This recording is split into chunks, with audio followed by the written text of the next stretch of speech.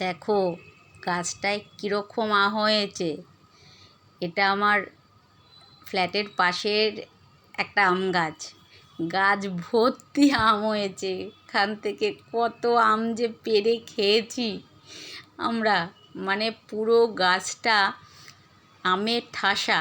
এখন তো তবু ঝড়ে অনেক আম পড়ে গেছে, পেড়ে পাড়া হয়েছে প্রচুর আম, মানে দুবার তিনবার করে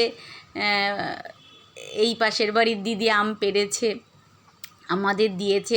আমরা পেড়ে পেড়ে, যে আমার এই ডালগুলো দেখছো, ডালগুলো ভর্তি আম ছিল। এই সমস্ত আম আমি আমার বারান্দা থেকে পেড়েছি।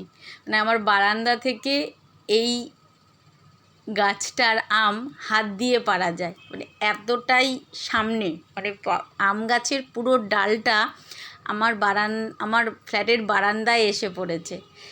আমার যে ফ্ল্যাট ঠিক তার উল্টো দিকের বাড়ির গাছ। এটা হচ্ছে ফ্ল্যাটের রাস্তা।